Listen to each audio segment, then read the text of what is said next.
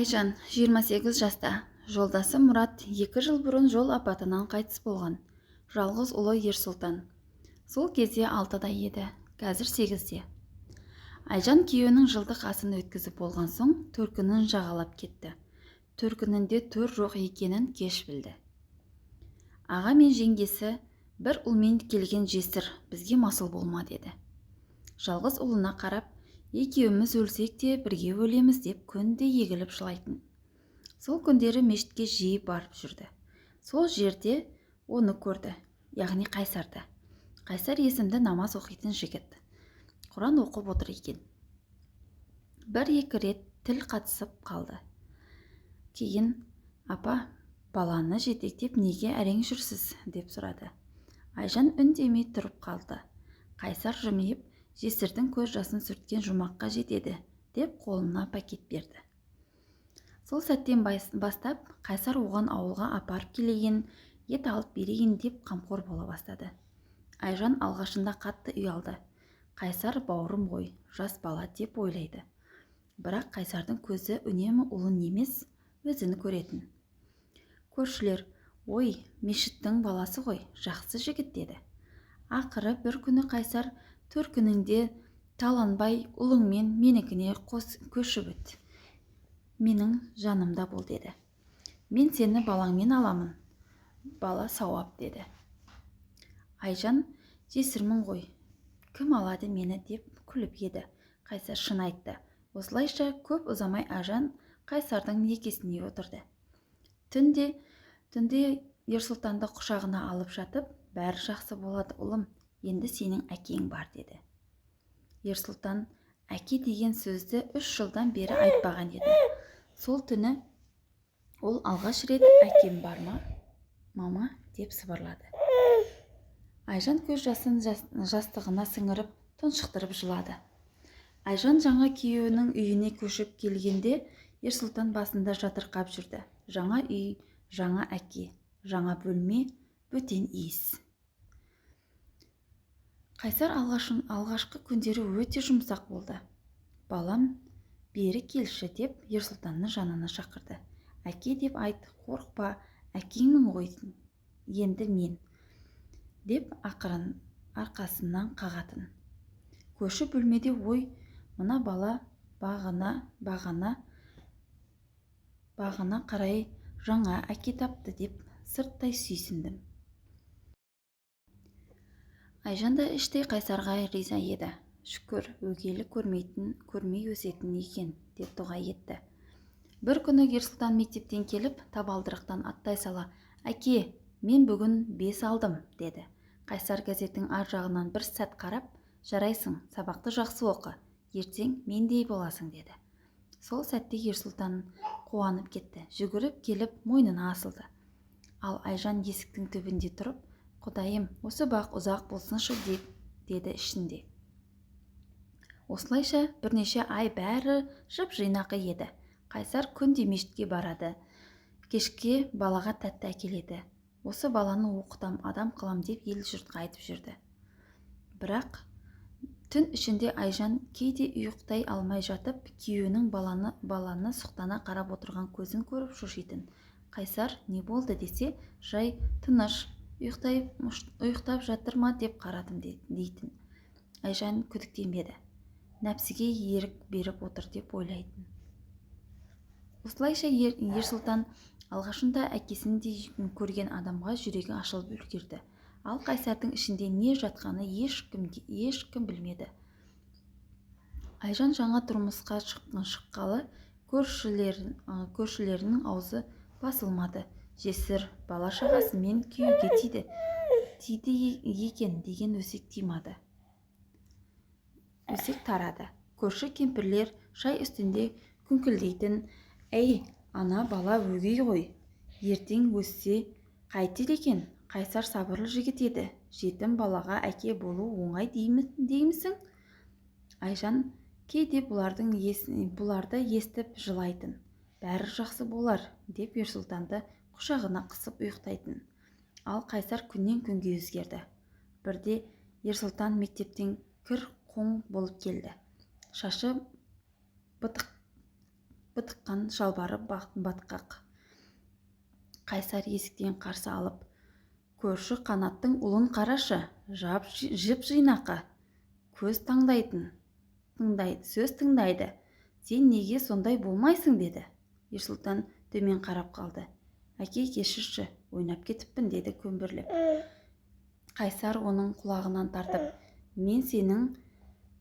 сен менің қаным емессің, ұрсаң саған өтпейді, деді, ішінен сыбырлады. Айжан ас бөлмеде естіп қалды. Қайсар, ұрма балаға, деді шырылдап. Қайсар артқа бұрылып, мен өз баламды тәрбиелеп жатқан жоқпын ба?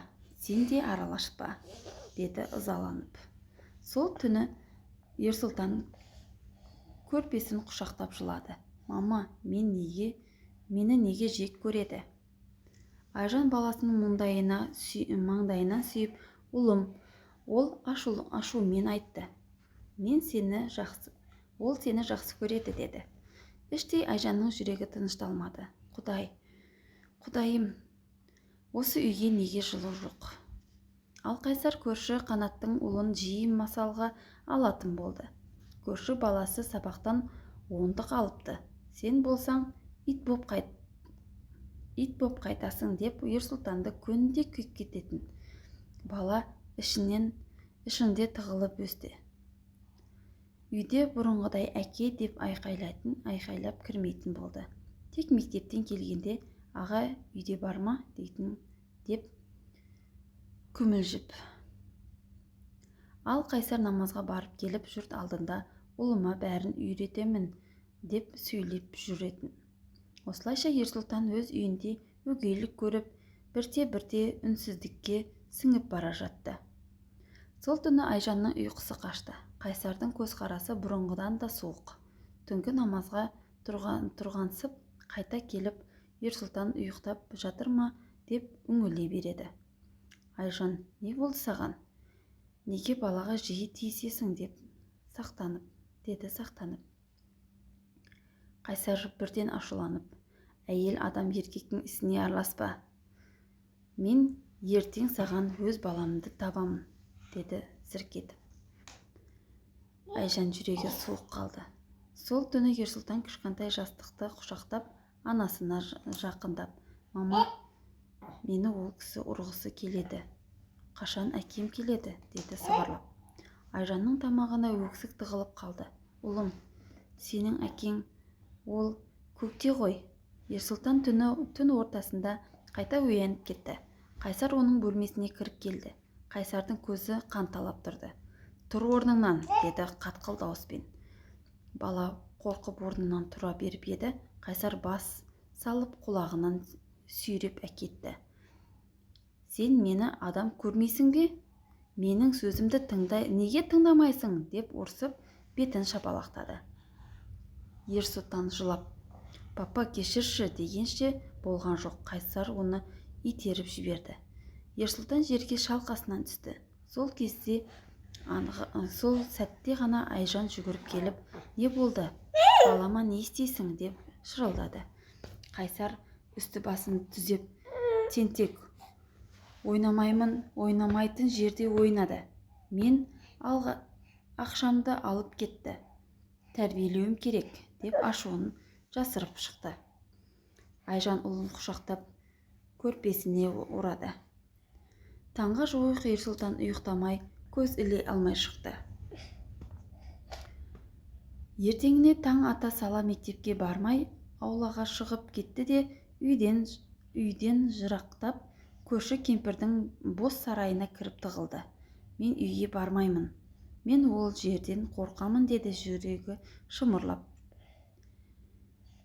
Кешке дейін Ерсұлтанды іздей қоймады. Айжан мектепке барып сұрады, жоқ. Ауыл аралады, жоқ.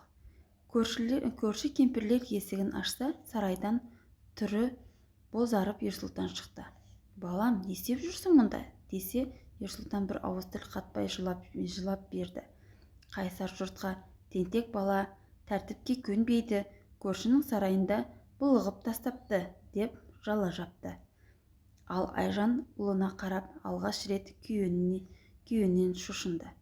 Мен неге өз баламды қорғай алмай отырмын? Ерсұлтанды көрші кемпір үйіне кіргізіп шай берді. Қайсар есіктен сыртында тұрды. Ол сырт көзге айыпсыз әке рөлін жақсы ойнайтын. Жеңеше, баламды үйге жіберіңізші. Балалар тентек қой, тәртіпке көнбей қалашады, деді күліп. Кемпірдің көңілінен күдік ұялады. Бала неге сарайға тығылсын? Бірақ Қайсар оған тура қарамай асығып тұрды. Айжан ұлын қолына алды. Үйге келген соң есікті іліп алып Ерсұлтанды құшағына қысты. Балам, не болды саған, айтшы, неге қаштың? Ерсұлтан күңкілдеп жылады. Мама, ол кісі мені ұрады. Менен ақша сұрайды, таппаса ұрады. Алғашында Айжанның жүрегі шым етті. Ұлым, папаң ашумен айтты ғой. Ол маған қаным емессің деді. Мен қан емеспін бе? Айжанның көзіне жас сорғалады. Құлыным-ай, Құдай-ау, сен ең таза қансың. Ол мені жек көреді, мама. Мен әкемді сағынамын. Айжан бір сәт көзіне марқұм күйеуінің жүзі елестеді. Мұрат барда бұндай қорлық болмас еді ғой. Түнде Ерсұлтан анасына құшақтап ұйықтады. Қайсар ішкі бөлмеде Құран ашып отырды. Бірақ бет әлпеті тас. Осы баланы үйден қуып шығамын әлі, деді ішінен сыбырлап. Айжан Қайсардың енді шошып бастады. Көршілеріне ашылып айтуға да қорықты. Бір күні көрші Әмина апа шайға шақырды.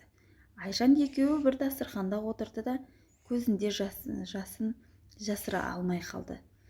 Ойбай қарағым, не болды? Деді Әмина апа. Айжан еңкілдеп бәрін айтып салды.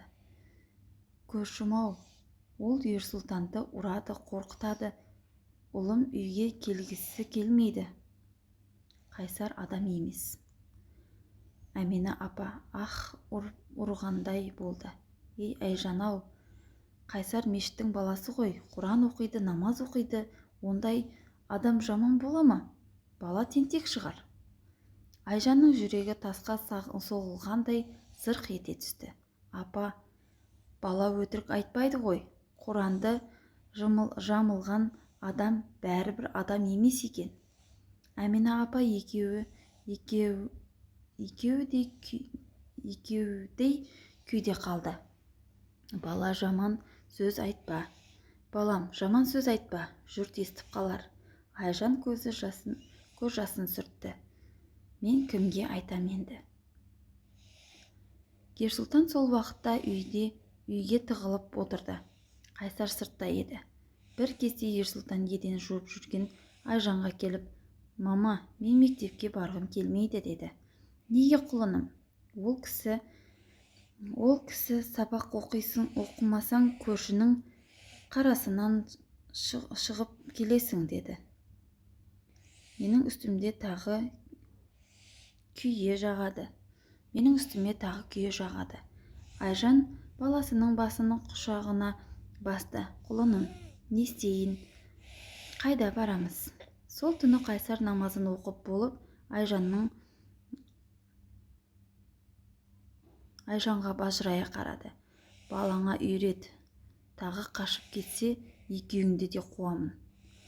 Ұлыңмен бірге көшеде шығасың. Сен онда кім керек саған? Мен бе, жетім балама? Айжан сол түні қайтада жылап ұйықтады. Төсектің шетінде Ерсұлтан еріліп жатты. Мама, әке мені неге жек көреді, деді. Айжан жауап бере алмады. Сол бір қараңғы түн Ерсұлтан үйдің шеткі бөлмесіндегі жалғыз жатты. Анасынан алыстатып қойған Қайсар еркек болып үйренсін деген сылтау тапқан. Айжан ұйықтай алмай дөңбекшіп жатты. Құлағына есік сықыры естілді. Қайсар баланың бөлмесіне аяғын жалаң аяқ басып кірді. Ерсұлтан қорыққанынан көрпесін бүркеп алды. Қайсар қасына еңкейіп, әй, сен мені масқара еткің келе ме? Мектепке барып мені жаман атқа қалдырдың, деді тістеніп. Бала дірілдеді. Мен ешкімге айтпадым, деді еңкілдеп. Қайсар қолына белбеу алды да, таңға дейін жылама, дауыс шықса, анаңды да қуамын, деді. Белбеу үсті-үстіне ойнады. Ерсұлтан көз жасын ішіне жұтып, жан даусын шығармады. Айжан бөлмесінен шыға алмады, жүрегі езілді, құлағын басты. Құдайым, баламды аман сақташы, деп дірілдеп отырды. Таңда Ерсұлтан тұрмады, арқасы көк алаң қойдай. Айжан ұлын жуындырып жатып, еңкілтеп жылады. Құлыным, кешірші, мен сенің анаңдағына лайық емеспін. Ерсұлтан кішкентай даусымен, мама, мен жақсы бала болмай қойдым ба? Мен неге туылдым, деді. Айжанның жүрегі қарс айрылды. Осы түннен кейін ол ұлын алып қашып кетуге бел буды. Түнде көрпенің астында сыбырласып, ұлым, күнім аз шыда. Мама сені ертіп кетеді. Біз ол үйге қайтпаймыз, деді. Ерсұлтанның үміті сәл оянды, бірақ жүрегі әлі де сыздап тұрды. Айжан түн ортасында оянып алды. Ерсұлтан да ұйықтамаған еді. Ұлым, киіміңді ки. Доғалап ақша жинап қойдым. Біз ауылдан кетеміз. Бұл үйге қайтып оралмаймыз, деді сыбырлап. Бала шешесінің даусынан үміттеніп кетті. Бірақ жанары әлі де қорыққан. Мама, папа бізді өлтіріп тастамай ма? Деді әлсіз ғана. Айжан, жоқ құлыным, Құдай бар, Құдай бізді қорғайды, деді өзі де жүрегі аузына тығылып тұрса да. Екеуі түн ішінде ауыл шетіндегі ескі аялдамаға жетті. Сол жерден қалаға жетуге жүретін көлікке тосып отырды. Қайсар бөлмесінде жоқ екенін біліп, артынша ізінен түсті. Қайсар намазды да тастады сол түні. Бетпердесіз шешілді.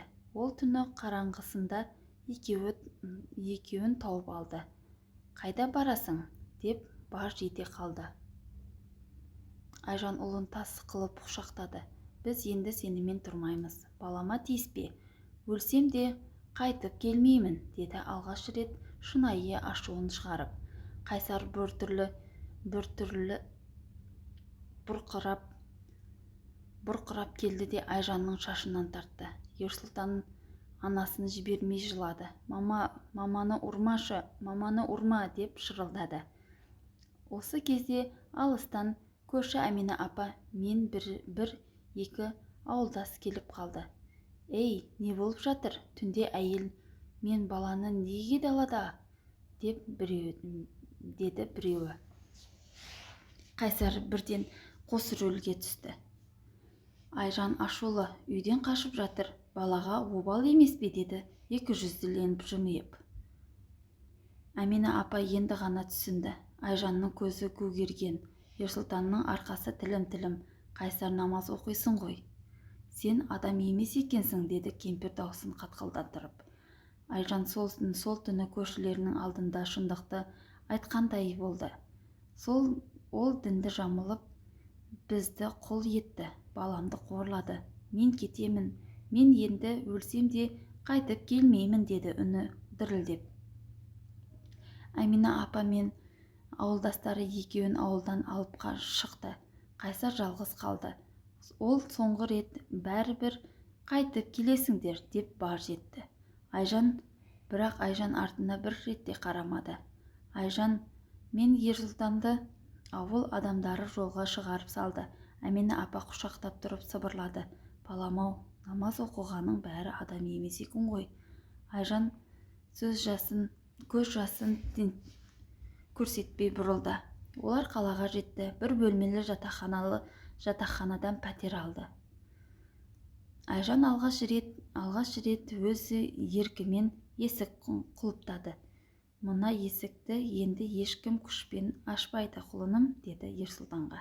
Бірақ Ерсұлтанның кешкісін есік тұсында жастық қойып ұйықтады. Не істеп жатырсың, деді анасы. Ол келіп қалмасын деп, деді бала сыбырлап. Айжанның жүрегі тағы да езіліп кетті. Құлыным, ол енді бізге жолай алмайды. Құдай куә, саған енді ешкім қол көтермейді. Бірақ Ерсұлтанның жанарынан қорқыныш кетпеді. Жаңа мектепке барған алғашқы күнінен ақ балалар менің әкем жоқ, менің папам өліп қалған деп өтірік айтты. Айжан мұны біліп қойды да жүрегі шым етті. Түнде Ерсұлтан анасына сыбырлап, мама, папа бізді таппай ма? Ол өлмей ме? Деді. Айжан баласын құшақтап жатып, біреудің қарғысы ешкімге бақыт әкелмейді. Құдай бар, ол әділ, деді көзінен жас сорғалап. Айлар өтті. Ерсұлтан қаланың шеткі мектебінде оқи бастады. Айжан тігін цехында кіріп, ол өз күшімен ақша таба бастады. Бірақ бала жүрегіндегі жара оңай жазылмады. Түнде кейде шошып оянады. Ол қайтып келмей ме деп сұрайтын. Алғаш ұлын құшақтап отырып өз-өзіне ант берді. Мен енді біреудің артында қорланбаймын. Мен баламды қорлатпаймын. Бірақ жан жарасы сөзбен емес, жылдармен ғана жазылатынын білді. Жылдар өтті. Айжанның қарапайым жатақханасы шағын бір жылы үйге айналды. Тігін цехынан өз ісін ашты.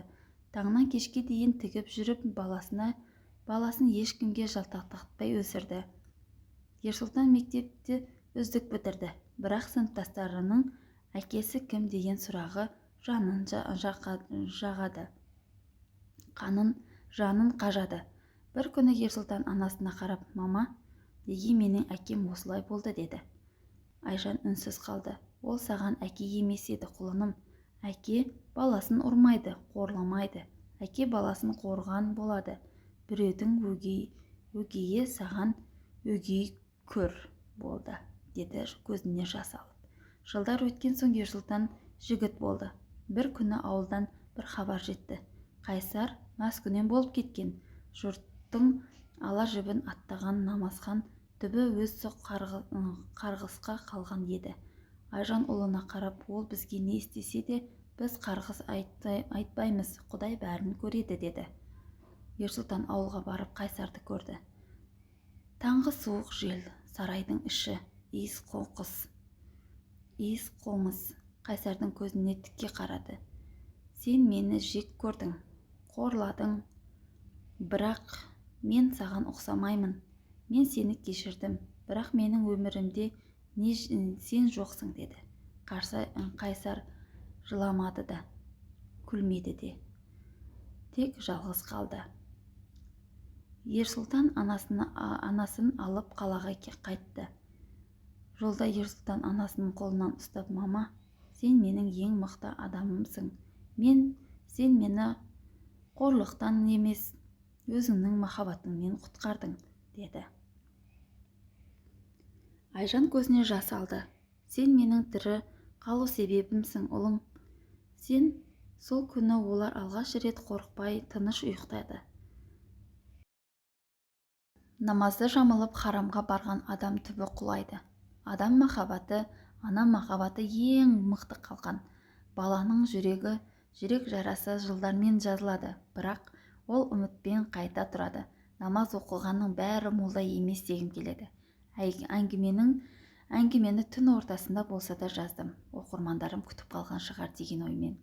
Ертеңгі күні үйдің тірлігімен қолым тимейді, тірлік жеткізбейді. Қымбатты оқырмандар, осындай өмірден алынған шынайы әңгімелерді тыңдағыңыз келсе, арнама тіркелуді ұмытпаңыз. Өз ойларыңызды комментарийға жазып, арнамның дамуына көмектесіңіздер. Келесі кездескенше аман сау болыңыз.